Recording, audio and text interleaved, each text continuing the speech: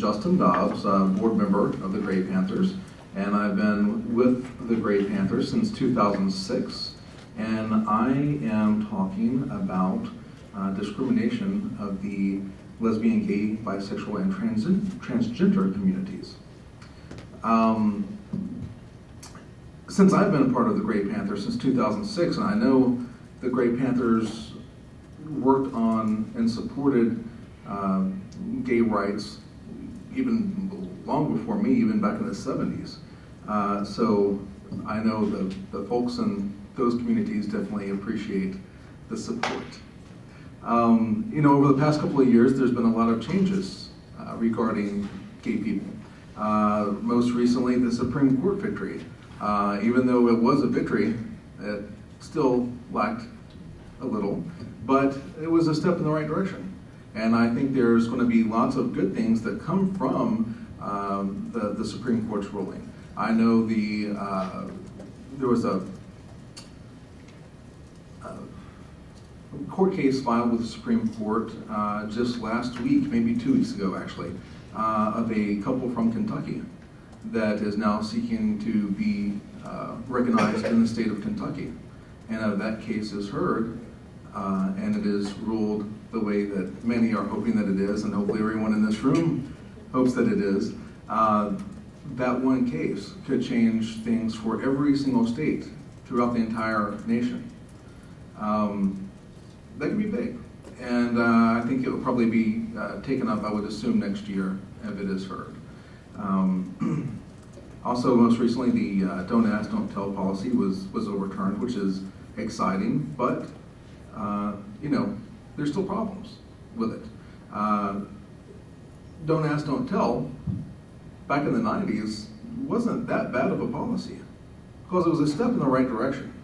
Of course, now, 20 years later, it is bad policy, but it was good then. It was the right direction to go. And when President Clinton passed that law, it was a hard sell to a Republican Congress, but he was able to do it. The problem with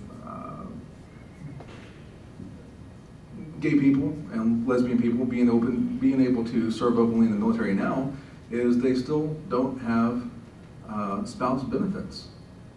So if you are a domestic partner, or you are married in a state where it's legal to be married, if your partner dies in action, you don't get any benefits.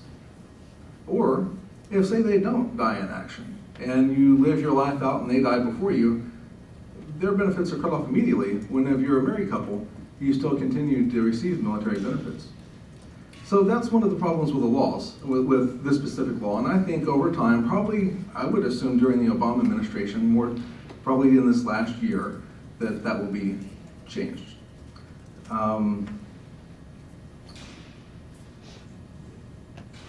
Again, there's still lots to be done. Constitutional rights are a major issue, and only 14 states of the 50 recognize same-sex marriages. That means there's 36 states that still don't, including my home state of Kentucky, that has a constitutional ban against gay marriage. So we're not even recognized of even being people, even though the United States Supreme Court, with their most recent ruling, finally decided that gay people actually are people. So that was nice. Some other issues that may not be known in other communities, some gay people don't even realize these issues. There should be no fear in the workplace, and states that are right to work states, or that don't have protection in those states to support gay and lesbian people. These or companies in these states or cities that don't have these protections can fire an employee because of their sexuality for no just cause, for no reason at all, just because of who they love. And that's not right. So right now there is a bill that has passed the Senate, but is for some reason being held up On the other side, it is the Employment Non-Discrimination Act. So as soon as Congressman Boehner passes that, and lets it be heard on the floor, maybe there will be a national non-discrimination act for gay and lesbian couples. That would be nice, because right now it's just for folks that are, it does protect people of race, color, religion, age, and people with disabilities, just not different sexual orientations. Also, this is a big one, and it's important to me, is the right to be parents. Right now, there's only 3 states that allow same-sex couples to adopt children. Right now, in the United States alone, there's 100,000 children waiting to be adopted. 100,000 children. And I have friends that would make great parents. I think maybe one day I would make an excellent father. But even in the state of Kentucky, believe it or not, it's illegal.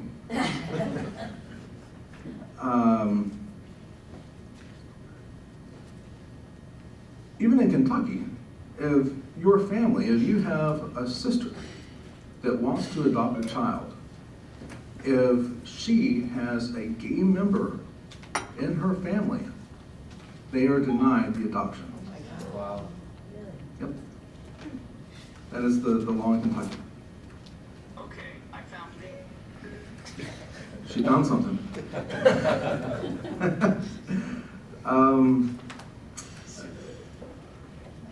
Every major child health and welfare organization in the United States, including the Child Welfare League of America, the American Medical Association, the American Psychiatric Association, and the American Psychological Association, support same-sex couples to be able to adopt children. Just not the states. Just not the politicians. There's also, this is the last thing, it's the same rule as the military benefits. Same-sex couples cannot have Social Security benefits for one another. This is the one thing that I can think of, and I'm sure there's many more, but this is important. And I've seen it work. If you hear something or you see something, someone making fun of someone, making a joke, say, that's not right. Don't do that. And I was most proud recently of my father, which he's former military and wasn't very open-minded. And he kind of struggled for a little bit when I came out to him, but he's accepting now. And he was, he's a carpenter, and he was on a job with some other folks like plumbers and electricians, and some of them were joking around, making jokes of gay people. And he said, my son's gay. I don't appreciate that. So I was proud of him. So, if each one of you and your friends stand up for someone that they know that is gay, lesbian, bisexual, or transgender, and say something, it makes a difference. Awesome.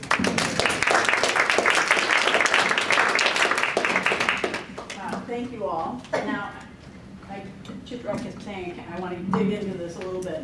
So I had a couple of questions that you received ahead of time. I'm not going to ask them separately, but just a little bit of exchange between the 4 of you about what kind of commonalities you see across these, and you actually talked a little bit about this, and so did you, but commonalities across these isms that get in our way, our barriers in our society. If there are differences, which I know you talked about from the perspective of ageism, but commonalities, differences, how you see the intersectionality of this prejudice and mistreatment that goes on in our country with different aspects of people and gets in the way of people's dignity. So comments you might have about that. And then the other thing that I think in a way was referenced is there have been changes over time. We've been fighting these things for years. There's been progress, there've been changes.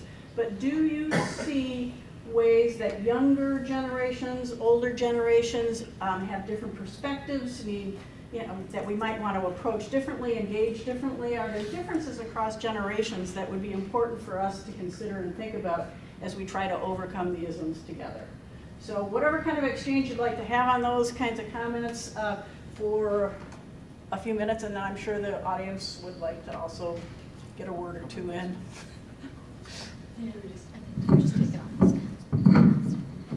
I probably don't need a mic, so let me. Yes, you do. In this room, you do. Okay. I wanted to. I wanted to say that sometimes it seems as though it's a negative for people to be able to join a group, because some of the biggest obstacles to progress between each of our isms and our breaking down the barriers and working together is the fact that we claim to belong to a certain group. I've gone to meetings, as an example, public meetings, and I've seen congressmen whipping up their audience about Obamacare. The congressman said, "I'm against it, this is terrible, it's destroying the country." And people lose their sense of survival. We're told that that's the first instinct, the sense of survival, putting yourself first, giving yourself priority. So there are people in those audiences who don't have health insurance. And some of them are going to go bankrupt if anybody gets sick in that family. And the congressman who's whipping them up, he has government paid health insurance for him and his family, the best level. So as a pastor, it's difficult for me sometimes to enter into all these isms, because the people in my congregation and the other pastors don't support what I feel intellectually. However, I want to say that I joined a group of pastors who fought to change the Maryland law on marriage, because the Maryland law was that only a man and woman can get married. I was in the group. I'm not homosexual. I don't belong to the LGBT community. But if people want to choose to get married who are same-sex, that's their choice. Yeah. And my views shouldn't restrict another person from making his choice. So that I can disagree with homosexual behavior as my choice, but that doesn't give me the right to say that I should now decide everything else that a homosexual does. So I wanted you to know, tell me your first name again? Justin. Justin, I wanted you to know that I'm in the fight for gay rights. I believe that gays should have their rights in the workplace, to get married if they choose to, and all the benefits that come with that, and all the human rights that gays have. The same thing with women. I grew up in a very chauvinistic community where, women should be seen and not heard. I mean, except in the bedroom, that is. But that's what they taught us in public. We treat women as though they're second class. But we need to make sure that women can make the choices that they need to make. Fortunately for me, I have 2 daughters, and they're very progressive and activist, so they don't allow me to be chauvinist. and so what I think we need to do, though, oh, by the way, Reverend Sharpton and I went to the National Press Club with a group of pastors, the National Press Club, with a group of pastors, to say that we in Maryland are standing for the change of the marriage law. We went to the National Press Club. So this is not something that we're doing in the closet. Those are the kinds of things I think will make a difference for the 4 of us, that we need to get involved in each other's activities. The same thing, I never knew that what was it, the senior benefits that seniors get are benefiting households to that percentage.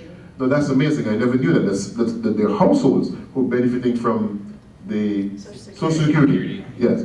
So that's amazing. But we need to get involved, and I think the four of us probably should start talking about how we can participate in each other's public events. And probably should start with private events, like when you have your committees, invite each other. Let's get involved in each other's thing, and then it will help to move the ball forward, I think.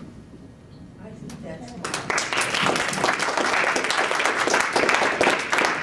I wanted to mention just a couple of other things, because I did touch a little bit on this, and I mentioned that Generations United does a signature report every year, and it comes out this year on December 10th, and it has a different topic each year, and this year the report is on the changing demographics in our country. And I don't think anybody could look at President Obama's re-election and not understand the tapestry that there is. But what's really interesting is that we live in a country that has a majority population over the age of 65 that are white, and a majority of people under the age of 5 are of color. And so that makes what we're talking about in terms of smashing silos around public policy, smashing silos around gated communities, even more important. Because we're really at risk of this trajectory of people who, why should they invest in each other because they've never met each other and they don't know each other. So I think we need to be aware of that, just of the transitions that are occurring.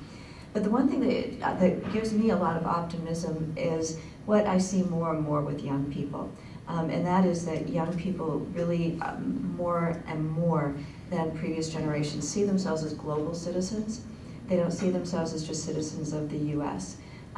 They don't look at the world through, I think, some of the same racial lenses that we did, because there are so many more biracial people. They all know, it's sort of like breaking down those barriers. They know people. And a lot of this has been because of technology and because of the opening up of the world. So I think that there just is an optimism from young people that is wonderful for us all, and that we can all really look forward to. And then the last thing I think I would add just has to do with language. We've been trying to figure out how do we talk about this whole intergenerational area, so it warms people up, because it's a really cold phrase.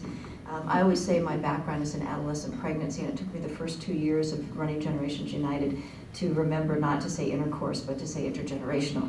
So, especially at 7 in the morning, I would get caught sometimes. So it's a term that's not a really warm term, and so we've been working with these really creative messaging people, and I love some of what we're starting to look at. It's like being ungated individuals, being open individuals. We're about Gen A to Z. It's about bridging the gap, and they're even playing with a term called Jennies. The Jennies are coming. Are you open? Meaning that we don't think about ourselves as separate generations, but we think about ourselves as people.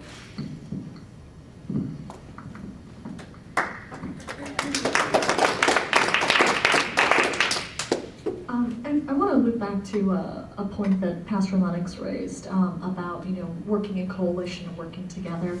One of the things that I think that the radical right does very well is they come together a lot on like very singular and particular issues and manage to whip everyone into a frenzy and get together. And with folks on the progressive side, we sort of can't seem to come to an agreement. Every so often we have all these things that we differ on, we can't really work together, and what is really heartening is to see that shift happen. I think we're starting to realize that there are some things that we simply have to agree to disagree on, and some of them are so small, it's, perhaps it's different perspectives on how we see our feminism, or how we see race being played out in this country, or how we see class being played out in this country, but overall, we seem to agree on a number of different things, which is we still need to have protections in place that are important for the most vulnerable in our society, that everyone needs to be treated equally, no matter where they are, or who they are, or where they come from, whether they're immigrants or citizens, or they're of different races or different genders.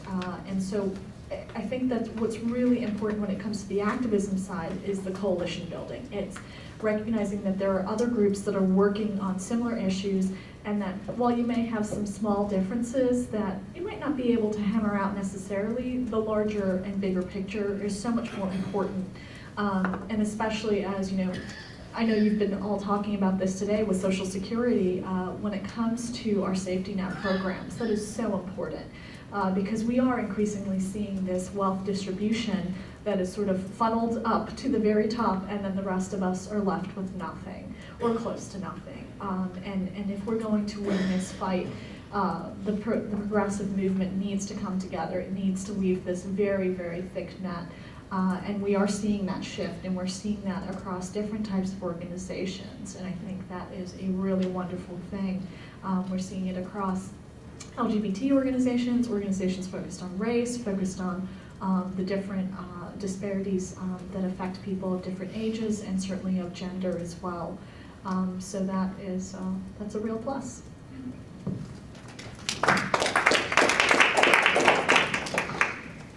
I want to thank the pastor for what he said just a little bit ago. Nice, and we appreciate it. You know, I think different minority groups especially understand what is going on right now in the gay and lesbian communities. You know, what's happening right now is the 1964 for gay and lesbians. So I think it may be, I think everyone in this room probably understands that as well, but I don't think the folks at Fox News see that. She says they don't see anything. You know, you also said you're not here to say that this is a racist country, but I'll say it, completely is a racist country. I don't think it's as racist as it once was. Definitely don't. Right. But it still is. It's getting better. And when I say racist, I also just don't mean against African American or black people, but Hispanics. Do people of any other color still against women? That's the reason women are getting paid less. Against gay and lesbian couples, against any minority. So, you know, if you're at a mall and you see a 22-year-old black man being followed by a mall security guard, or a 14-year-old Hispanic girl, it's for that reason and that reason alone. And so, you know, when I said if you see something or hear something, say something, I didn't just mean that if you hear someone, you know, some friends making a joke about gay people. It's a joke about, you know, if they're making a joke about black people or Hispanic people or making a joke about women, you know, say something. You know, so it wasn't just reserved to just gay people. It's, you know, just because someone is different than what you are yourself. And again, like this speech isn't meant for really the people in this room for the most part. I know about 98% of you. But you know, I think this may be good to take back to your individual groups, or to, you know, the great Panthers in your communities, and say, you know, maybe we should consider this as a group and pass it on and have a discussion about it. It could make a difference in just one person's life. And wouldn't it be nice to make a difference in someone's life?